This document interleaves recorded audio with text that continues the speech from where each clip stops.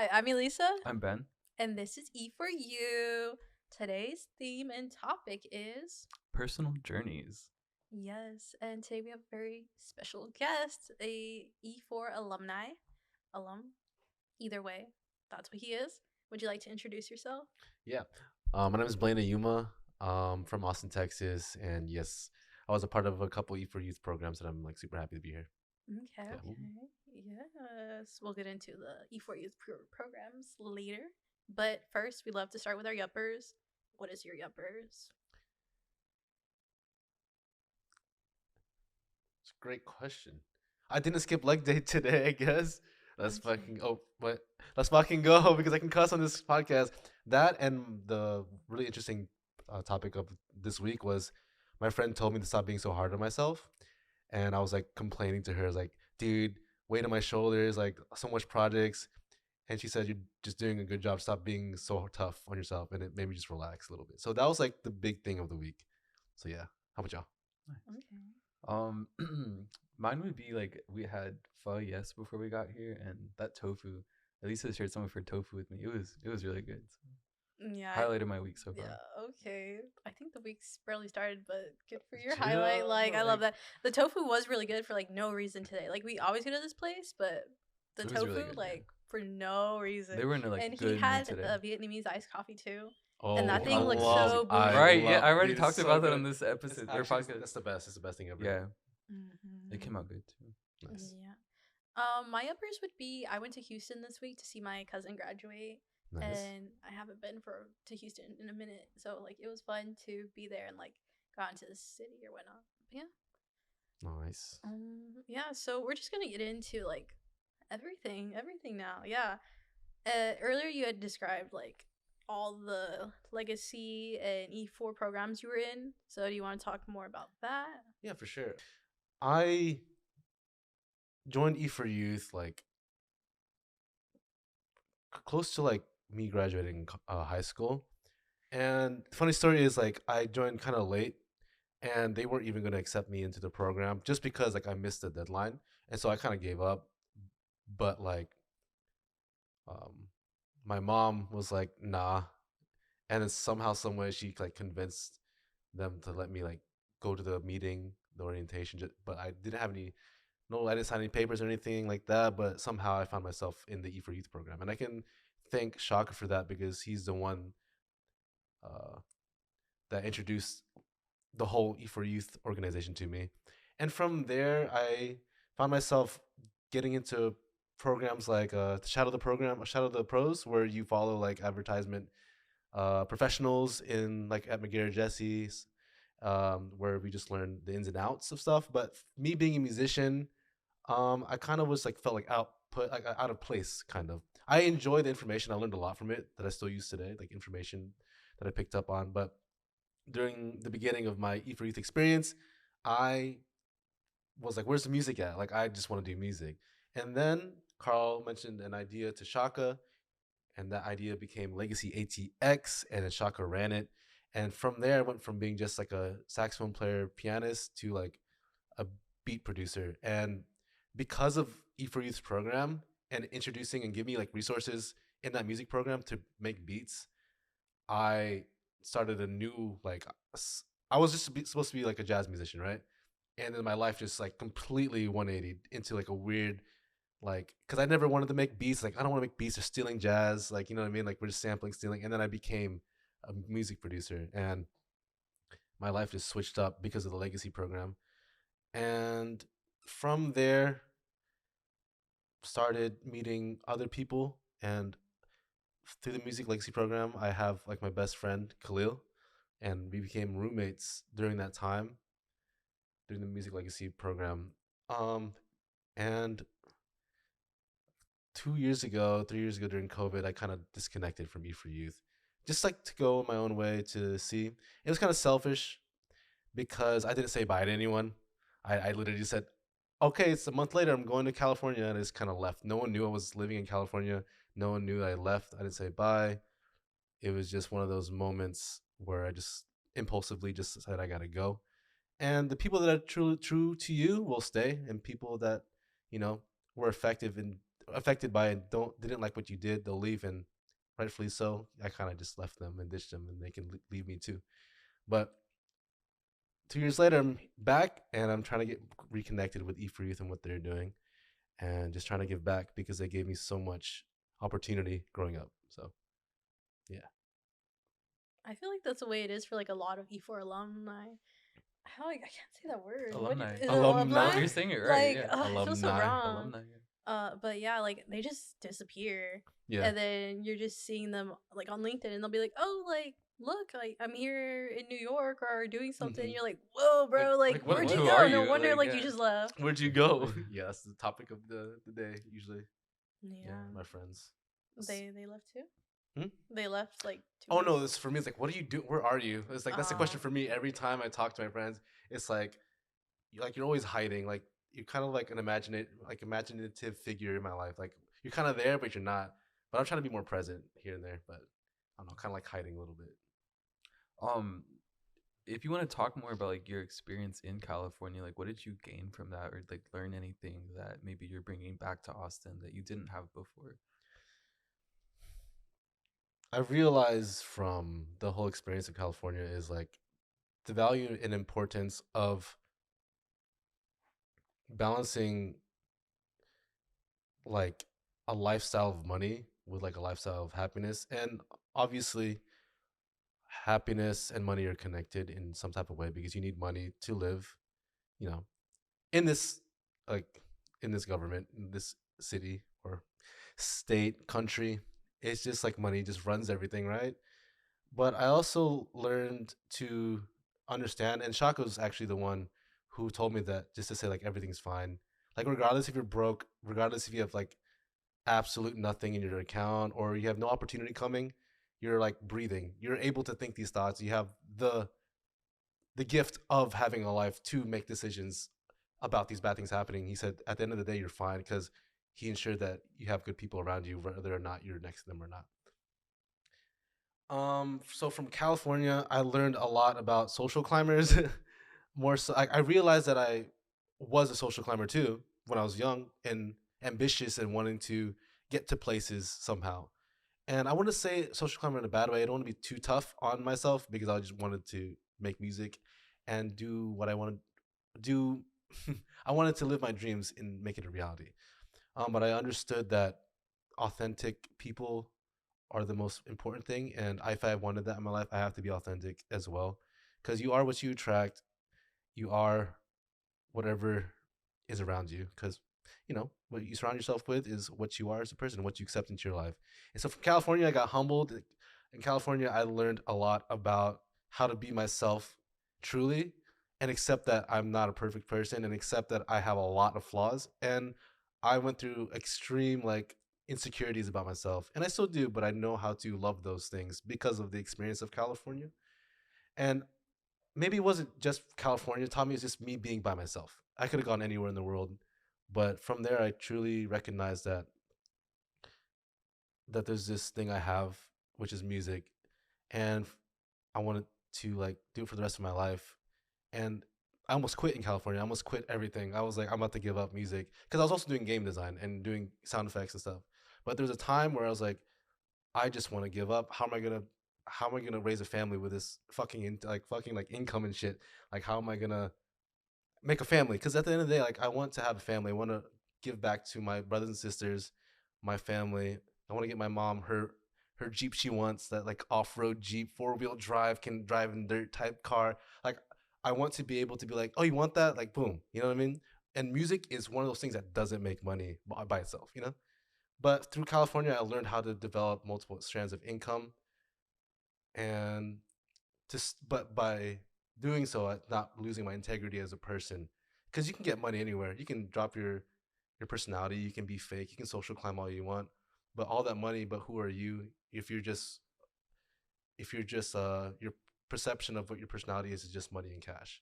You lose the sense of who you are. So I'm still learning. I'm still getting over the trust issue thing from California. And before that, because I worked at a certain adult club during my time growing up, because my best friend worked there. We can get more into that story if you all want. But yeah, California just humbled the crap out of me. Like it was like, you got this, but right now, like, you gotta do more for yourself. Okay, So, okay. So did like working at the other clubs, mm, like did that help you overcome like this like scaredness that you had for like being a creative working at in the the clubs? Like all this troubles that you had in California, like did that help you like figure out like yes, this is for sure what I want to do. I want to be creative. So actually, I worked at a club before I moved to California. I quit the club and then I moved in 2020. 2021 is when I moved, but 2020 is when I started, like when I left the club. Because I was getting, what's there's a word for it? Insensitized, insensitive, like Mm-hmm. what's the word for it? Desensitized. Desensitized. Desensitized, yeah. Decide, blah, blah, blah. I can't even Yeah, talk. we don't know words today. I We're don't like fucking know the words, but I just became so dry, and I was in the place of like I went from band nerd to like club lifestyle. Like all the dangerous things you can think of were like in my environment all the time, and rightfully so. I built up a wall, but I also matured more, and I wasn't like I matured in my own like weird way, I guess, because I was always to myself. I was always like band nerd, practice every day, and then from there I went to like having to flirt with people on command, having to manipulate people to make money, and it brought out another side of me that I didn't know. It's like an alter ego, but it's like there's a quote from someone that I read a book from, and he said, "Don't tame the monster within you, oh no. Don't like get rid of the monster within you, but like try to learn how to live with it."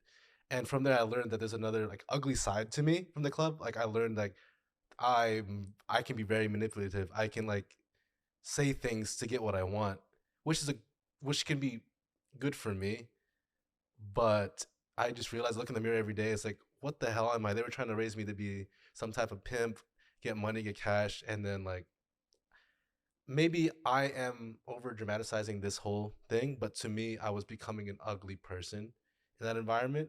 But at the end of it all, like it came full circle because I realized like that's also me. That's like an ugly part of me that I have to see and accept that I am capable of doing those things and accept that there's power behind that person, that alter ego, because it's that person was just trying to survive, you know? So I can't be too tough on myself. But I learned a lot about club music. Like I knew what people like to dance to, twerk to, what people hated. I knew that you could like dance to rock music at a club, like in its own special way. I was like, you can play rock right now. I was like, that's interesting. So from there, I learned a lot about different genres. I learned about a lot about reggaeton music. I started making reggaeton beats, and from there, took that knowledge of the music because I was a barback at the club, and then I became the DJ, and so I tended to the dancers that wanted to like dance to the different types of music, and I learned a lot about how to curate a dance floor or stage. But from there, kind of just moved on to another project where they wanted me to make reggaeton music, and I was like, wait, I know how to do that now because I've been practicing because of the club. So that bad experience, me trying to be there for my best friend when she was working there at the time, I and just like trying to get money, and it kind of ruined my life, but also taught me a lot. Like from that, like weird, like I lost everything type journey, and I feel like when I quit, I moved to California. I moved back here. Everything's coming full circle, and I'm recollecting and not recollecting things I've lost, but also creating new things for myself type beat. So yeah. So, Okay. what do you Yeah, mean? do you want to talk about maybe like your current like career as a musician, like Mhm. anything you're working on, like, you know, do you have like a favorite or like what type of what style of music do you really like kind of see Mhm. yourself drawn to? Right now, I've been kind of like very, very hidden for the last 2 years because just been working on getting better at my craft. Just been, but not necessarily like I'm not doing anything. But in terms of as a career wise, I've been doing a lot of music for Roblox. I've been doing a lot of things for like sound design, artists. I make a lot of classical music and a lot of rock music for background, for music for background music for video games such like that. I also do like indie pop, indie R&B type music for myself, and I also do like metal. So in terms of sound, I consider for myself my favorite thing to make is emotional music, and it's like it's whatever I want it to be genre wise. It can be a mixture, a parabola of like sound. But something just like to feel and connect with. I started getting into songwriting again because I honestly hate the sound of my voice, but I'm trying to like learn how to accept what I sound like. But my favorite thing that I'm doing right now is I'm working on a 20 plus song orchestral soundtrack. Yeah, so I have like that's just one project, and I have about 4 or 5 other games I'm working on, and they all want music. Um, but this one soundtrack I already have like 15 songs for, and it's all just like I went missing so I can get better. So like, it's like a product of all that hard work. So it's like super cool, like orchestral songs. And then I also have like my rebranding project because I used to go by Ayuma, and I was like, that's my family's last name, right? So I was like, I'm not trying to trademark a whole family bloodline name, or like I don't want to use like Ayuma music because like my mom does Ayuma healing arts, my uncle does Ayuma photography, my grandpa in the Philippines he does Ayuma law, and so I kind of wanted to like if I want to go publicly with music, I kind of want to do something more private, like something that doesn't have to like drag in my whole family if they don't want to be like public about their last name. So I'm gonna go by my name, Blaigne, Blaigne. That's my first name. I used to fucking hate that name. I was like, why the fuck is there a G in my name? Um, but I'm rebranding into like a songwriter, for instance, and I'm gonna be making beats and featuring a lot of artists. And I'm gonna take elements from my game music, uh, and elements from like back in the day when I just did saxophone beats and make it into like I don't know. It's a love album, but not necessarily romantic all the time. It's like platonic, romantic, and hopefully people will connect to it when it does come out. I never released music, so if it doesn't come out, then oops. But we'll see. We'll see how that goes. Okay, okay. Do you think you would do like a game kind of like collaboration with yourself, like of music? Like, like Like have a game music video that's a game, and then like it's all your collaborations with the artist. Like, think about that. like a video game that like features all like everything that I Yeah, worked it's on. like your music video, but it's like a full game with the different stages or they're the different songs, you know? That's a good idea. That's That's right there. amazing. You're like I'll on be your ideas producer. tonight, right? I know. That's a Like you're Like good at coming ideas. up with stuff. That's Yeah. actually really cool. I never thought about that. That's really good. It's like so it's like a video game yeah, with like but featuring each oh wow. song is like a level. And then the person Oh, you're a playing level. is like the person that's featured in that song. That's good. That's a So good you'll be idea. that character. Yeah. The E4 is onto something. Wow. Okay. Like I'm a thinker. Right. Like stay tuned. See, like Stay tuned. Yeah. Video like game a coming 6 month check-in or something. Like Yeah, if the well, game Blaine's develops. also doing E4's music for our video game. Mm-hmm. Do you know that, Ben? I did not know that.